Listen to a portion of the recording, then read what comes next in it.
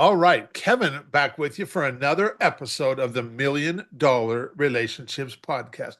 And Kurt, I just realized I didn't ask you before we hit the record button how to pronounce your last name.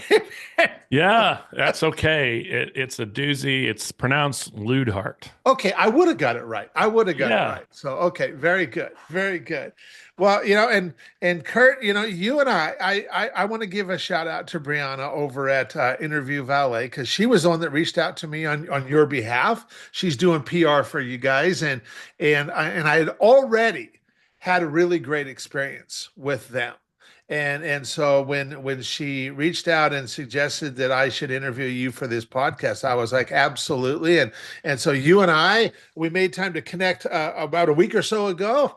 And after that conversation, I was like, Kurt, I am all in on doing this interview, man. And so Yeah. I am excited to be here today and just having this conversation with you. So. Yeah. I am excited as well.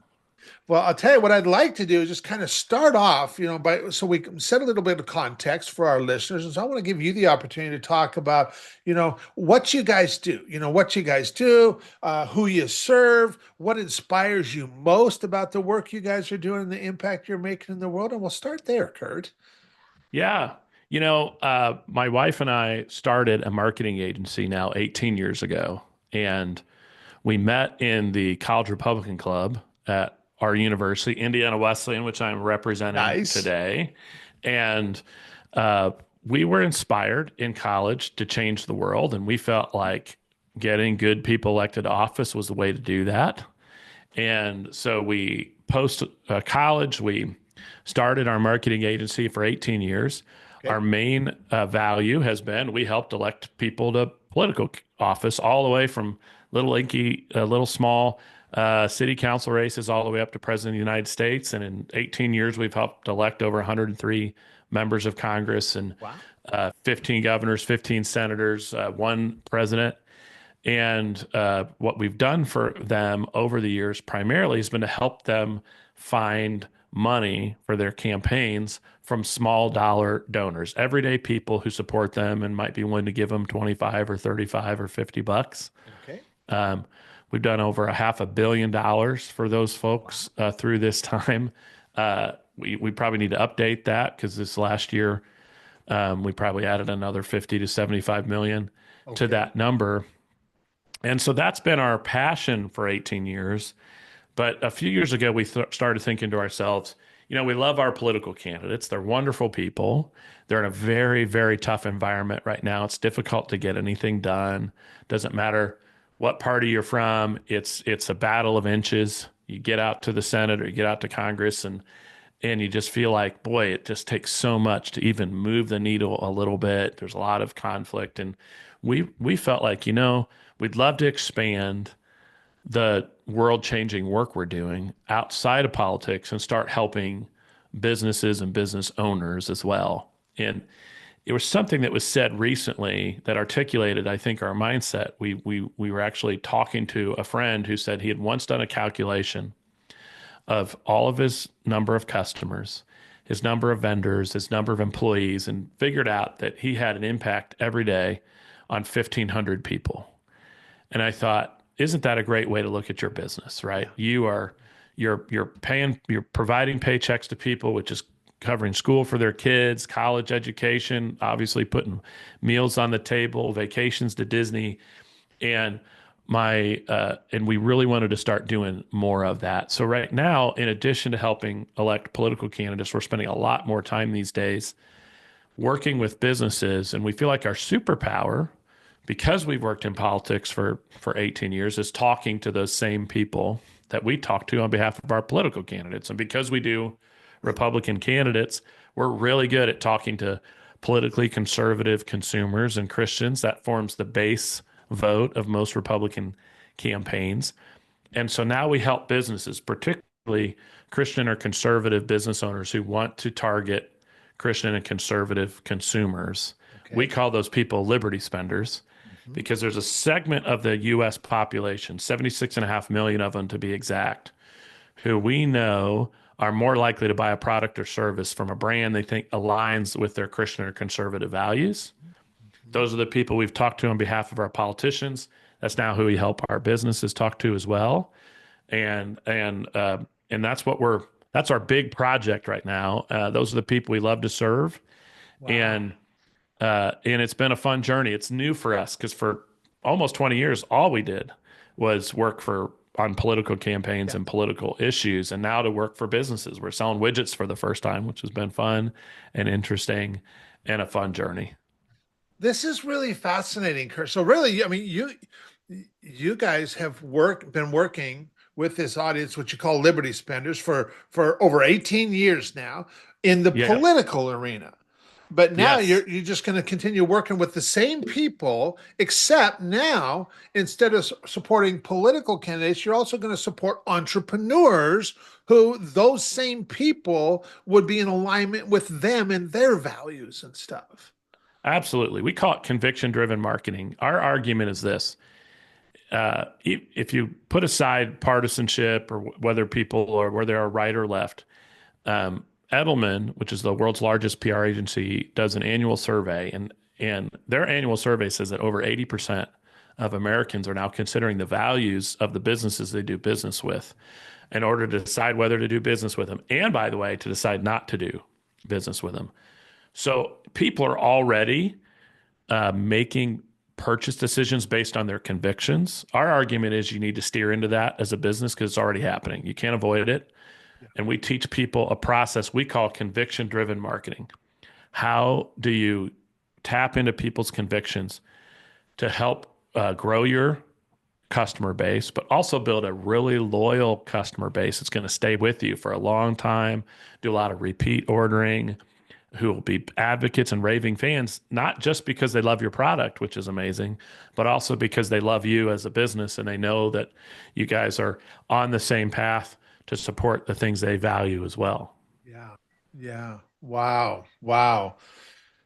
That's really fascinating, Kurt. That's really fascinating. And I'm thinking, because the entrepreneurs that I have been surrounding myself with for years they're all I refer to them as impact driven entrepreneurs. They're Yep. all past the point of where they need to create cash flow for sustainability in their business. They've already done that. And now their focus is how do I use my business to make my biggest impact? And Yep. they're just some of the most giving and generous people you would ever meet. And I'll tell you, they're doing some amazing things in the world. And so the stuff that you're sharing with me is like, man, I'm thinking like, wow, I could probably make some pretty valuable connections for you. So, Absolutely. Absolutely. And what a lot of entrepreneurs don't appreciate is those impact goals that they have can and should be shared with their ideal customer and will probably attract people to do business with them. A yes. lot of them are a little scared to do that, Yeah. particularly if their impact isn't universal, right? Maybe it's something that's faith driven or political driven. My answer is share it with your customers. They're already weighing that when they're looking to do business with you, and be something to somebody. Build a tribe of loyal fans who are like, I love this guy's coffee and I love his mission, and That's that's right. why I keep coming back over Yeah. and over and over again. I love who they are. I love how they show up. And yeah, when entrepreneurs and I love asking that question of like, why do you do what you do? Because when they Mhm. start sharing their why, it's like, man, that's when I start getting really jazzed, because that's when you get to Yeah, know a whole lot more about who they are and what really inspires them and motivates them and stuff. And that's powerful stuff. That's powerful stuff. yeah. Okay, so now that we've got a little bit of context set, I am going to reiterate the question for the benefit of our listeners, and we're going to shift gears just a little bit here. So, Kurt, have you ever been introduced to a person or persons who completely changed the course of your life or your business, so much so that much of what you have today would not be possible if not for this person or persons? And Kurt, I'm just really excited to hear your story and your experience around this topic of relationships. Yeah. Well, I really thought about this in preparation for today. Uh-huh. And I ended up with three different thoughts related Okay. to it that are very different and might Okay. be a little off the wall. But the first one that immediately came to mind was a little different for me.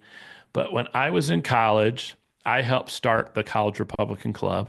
Okay. And of course, I went to go meet the local chairperson of the county Republican Party and wanted to make friends and see how we could be involved. And I met this wonderful guy named John Ernest. Okay. And John not only was the county Republican chairman, but he also had a lot of influence in the state outside of our outside of Grant County, Indiana, where he was the chairperson. And I wanted to help, and he assigned me something to do related to a big event that the party was going to put together. And it was very early. I didn't have a career at that point. I'm just a college student volunteering Hmm. for the party. But this is important to me because I had ambitions to have a political career. And I remember organizing my club. We were going to, I think that it was related to, we were going to provide some decorations, some other stuff, nothing life changing. Hmm. But we utterly and completely screwed it all up. We didn't get the task done. It wasn't done right. It wasn't done on time.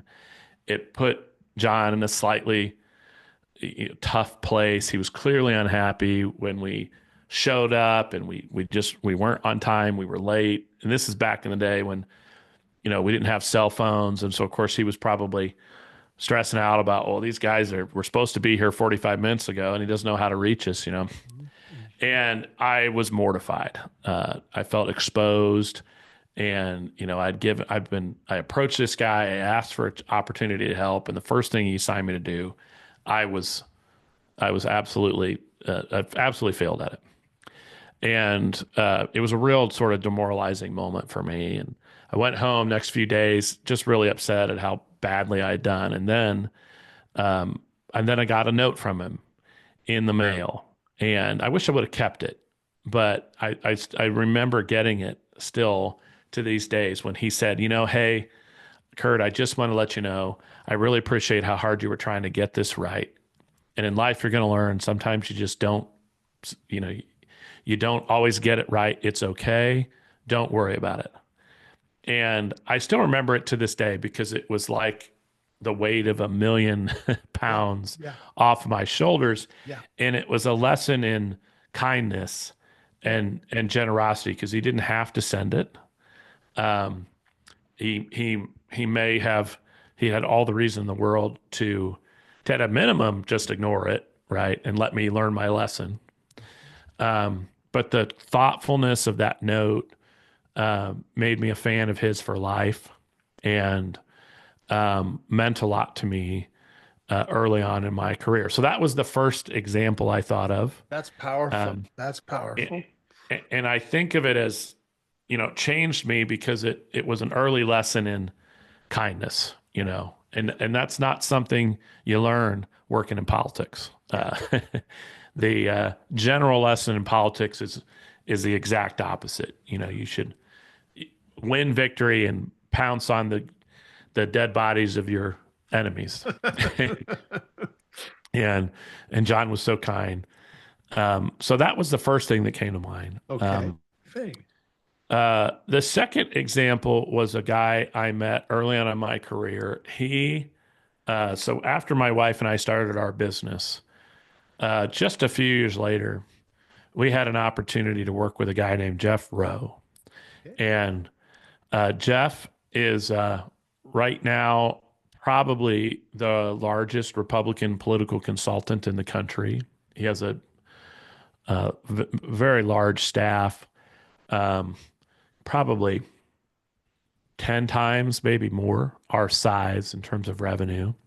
But at that time, he had he was about our size. He had started his business maybe a year before mine was started.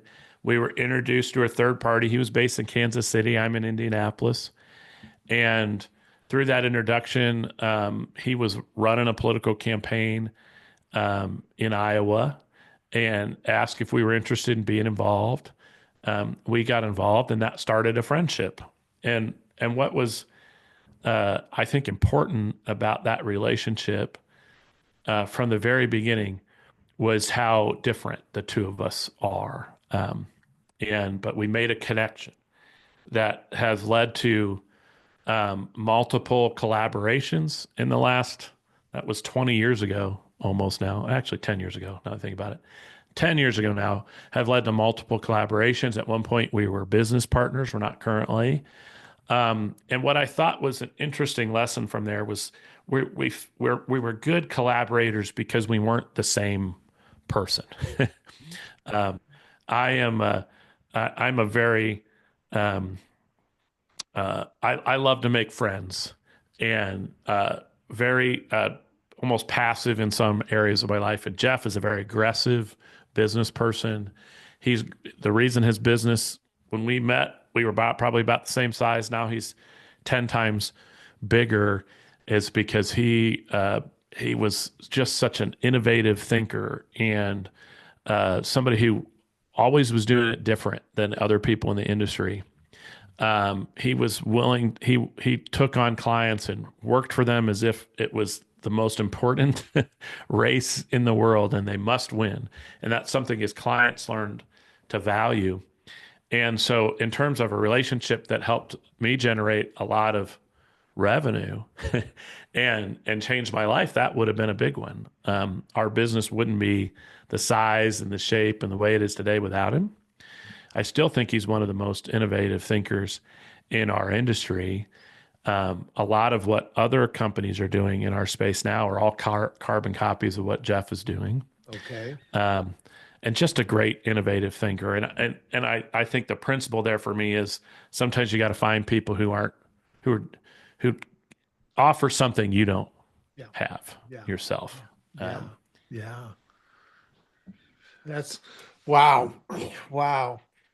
So you mentioned there was one more person that you Yeah. wanted to honor? Okay. Yeah. One more person, but this is different.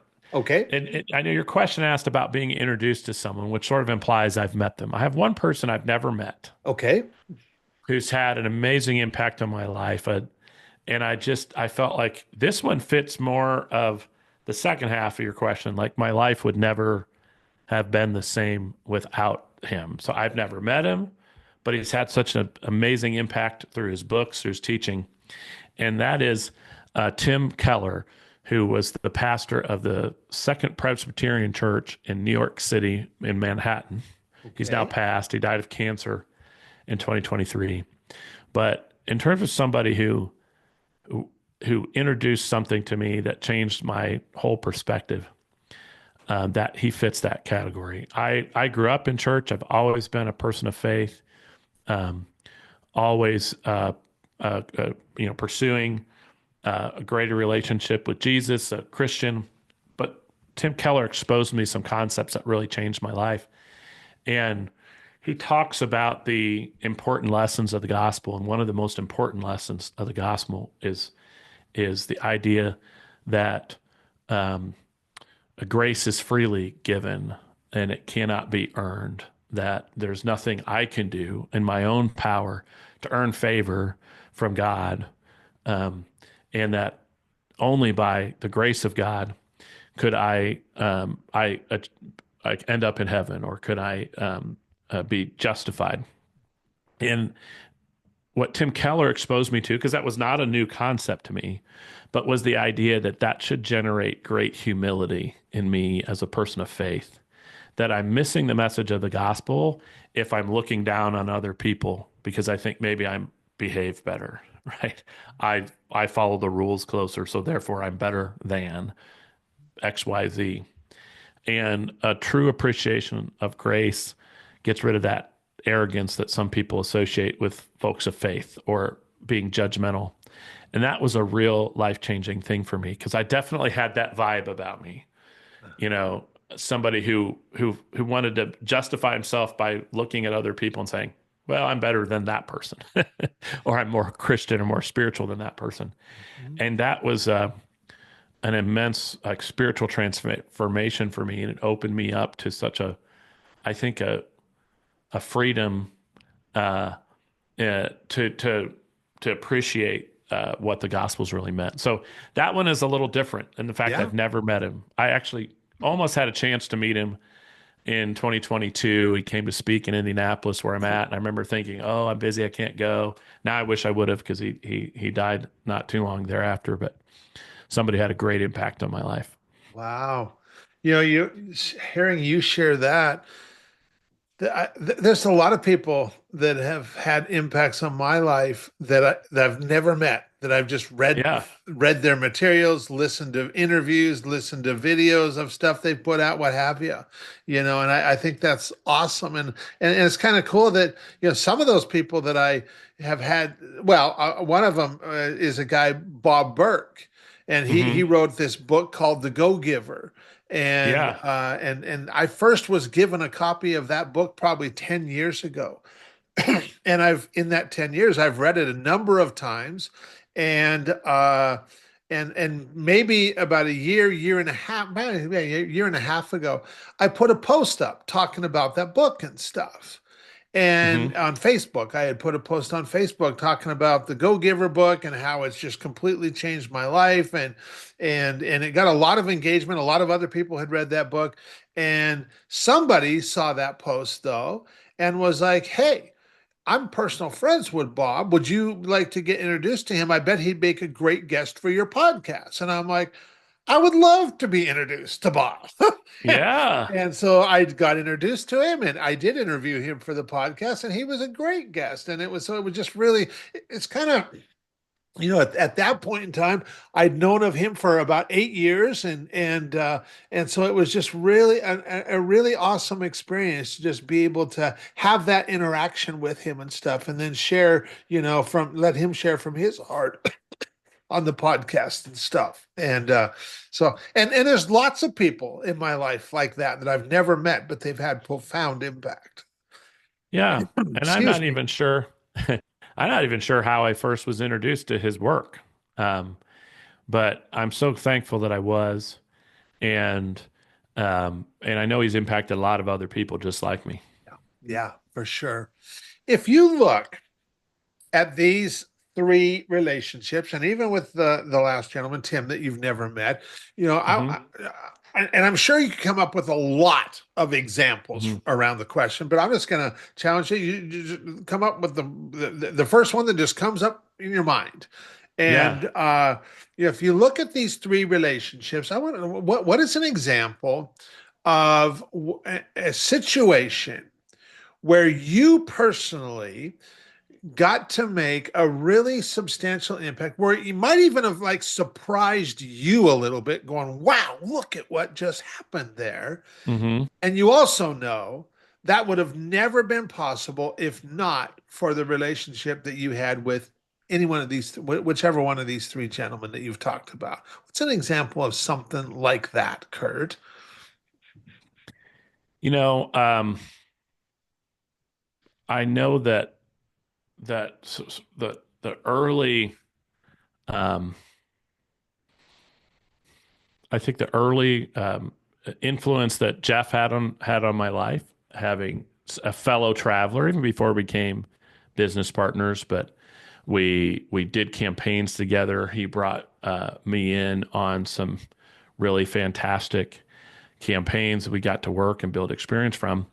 Really opened me up to be able to work on bigger efforts. And so I do think there's probably an argument that one of our most exciting campaigns we ever worked on, which was Trump's 2016 campaign, absolutely would not have happened were it not for Jeff. Okay. We were hired first by Jeff to help Ted Cruz, who was challenging Trump, and we uh, we helped him with his website. We also built some mobile phone technology together with the Cruz campaign for his presidential race. And then, oddly enough, Jeff had us on as sort of senior advisors to help run the Cruz campaign efforts in Indiana, which was the last state when he really seriously challenged Trump, and in the end was defeated by Trump in Indiana, which is when Cruz dropped out. But that relationship that Jeff gave us on Ted Cruz gave us an excuse to call the Trump campaign just a few days later and say, "Hey, it looks like you're going to be the nominee now in 2016. And so we have some tech that we developed on behalf of Ted Cruz that we could use, that could be deployed and used for your campaign. I just love to pass it along. And that got us, we got the campaign manager at the time, Corey Lewandowski, on the phone and offered that benefit. He said, look, that's not my department. I'll get you introduced to Brad Parscale, who runs our digital department, and made that introduction. And Brad said, yes, I'd love to use this. And by the way, I need a lot more help than just that.